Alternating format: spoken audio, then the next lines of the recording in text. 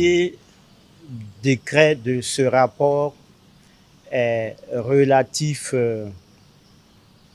à la définition de la liste des organes, des tissus, des cellules humaines qui feront désormais l'objet de dons, de prélèvements, de transplantation et de greffe au Burkina Faso.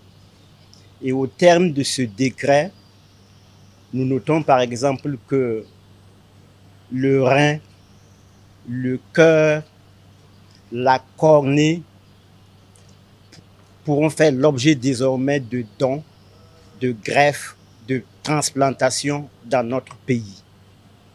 Le second décret est relatif à la mise en place d'un comité national de contrôle et d'éthique dans le cadre de la transplantation et des greffes d'organes, de tissus humains au Burkina Faso.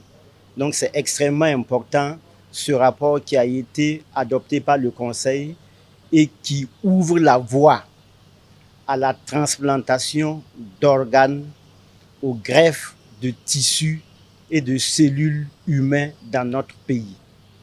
Le Conseil a aussi adopté la feuille de route qui va nous permettre d'opérationnaliser ces deux décrets.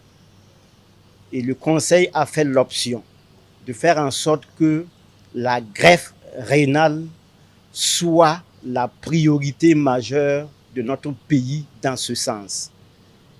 Et la feuille de route nous permettra de faire en sorte que d'ici le premier trimestre de l'année 2024 au plus tard, la première greffe rénale soit une réalité au Burkina Faso.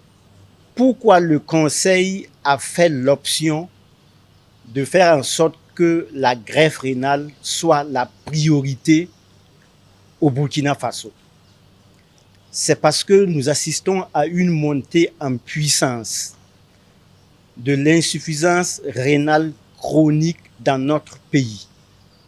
Selon les statistiques du service de néphrologie du centre hospitalier universitaire de Yalgado, nous avions un peu plus de 200 000 Burkinabés qui présentent une insuffisance rénale chronique.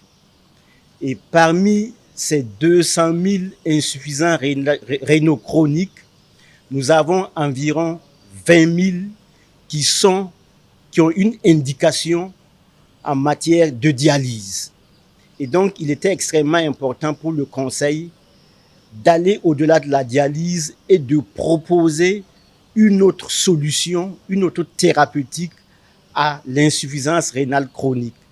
D'où la raison de faire en sorte que la greffe rénale soit une priorité et de faire en sorte donc que toutes les équipes multidisciplinaires, d'urologues, de néphrologues, de chirurgiens, d'immunologistes, donc que toutes ces équipes pluridisciplinaires puissent travailler d'arrache-pied pour que d'ici la fin du premier trimestre de l'année 2024, au plus tard, la greffe rénale soit une réalité dans notre pays.